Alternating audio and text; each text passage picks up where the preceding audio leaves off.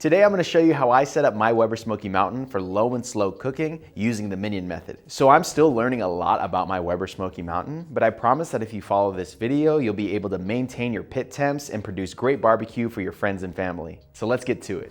So first thing, let's talk about wood. So it doesn't really matter what type of wood you use, it just has to be a hard wood. So for this video, I'm using a combination of hickory and apple wood. Also, make sure that you're using wood chunks and not wood chips if you're using the Weber Smokey Mountain. This is because wood chips are gonna burn way too fast, and we wanna make sure that we have smoke throughout our cook so that the meat has enough time to absorb that beautiful smoke flavor. So for briskets and pork butt, I use about 7 to 8 chunks of wood, and for ribs and chicken, I use about 4 to 5. So arrange the wood in a circle and place one chunk in the center of the charcoal grate. Now I'll get back to why I put one in the center later on in the video. Notice that I'm putting the wood at the bottom of the grate and not on top of the charcoal. This will allow the wood to smolder and burn throughout the entire cook. I learned this black belt trick from Harry Sue, so make sure to check out his channel. Next, let's talk about charcoal. So you can pretty much use any type of charcoal you'd like because we are cooking at low temperatures. But for me, I use Kingsford's original charcoal because I can vouch that it's reliable and it burns efficiently.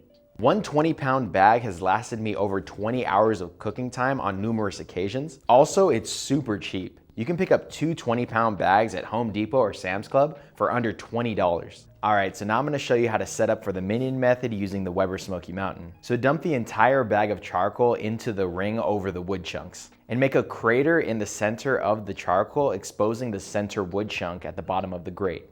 Next, you want to take your charcoal chimney starter and flip it upside down, and then place a tumbleweed or Weber starter cube at the bottom of the chimney, and then place about 10 briquettes inside of it. I would recommend about 10 to 12 briquettes if you're cooking between 200 and 225 degrees Fahrenheit, and about 14 to 15 if you're cooking between 225 and 250. Then light the cube and wait about 15 minutes or until the coals get ashy, and then dump it into the crater you made in the Weber Smokey Mountain charcoal ring right over the center of that wood chunk.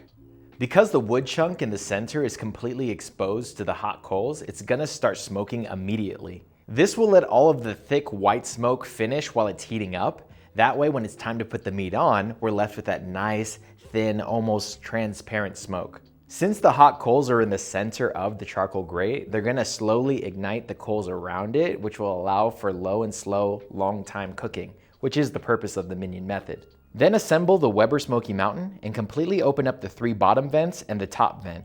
You can use the water pan if you'd like, but me personally, I don't use the water pan. Instead, I just wrap it in tin foil. That way, when I'm done cooking, it's really easy to clean up. You just wrap it up and throw it away. All right, now that the cooker is fired up, the last step is temperature management. So I'm gonna show you exactly how I set up my pit to stay within the range of 200 to 225 degrees Fahrenheit.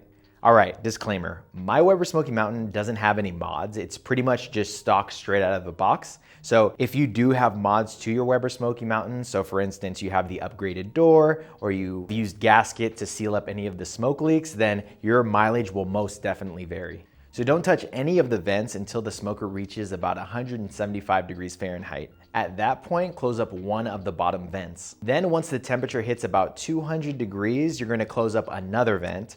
And then once the temperature gets to about 215 to 220 degrees Fahrenheit, close the last bottom vent. This should keep you within the range of 200 to 225 degrees Fahrenheit throughout the whole cook. But if your temperatures start to dip a little bit, just go ahead and crack open one of the bottom vents about halfway until you get back up to your range. Again, so my smoker is unmodded, so a lot of this leaks and cracks that occur within the parts of the smoker and also at the door kind of act as additional ventilation. So if your cooker goes way out of control in terms of temperature, don't be afraid to close the top vent for about 15 minutes to bring the temperatures down.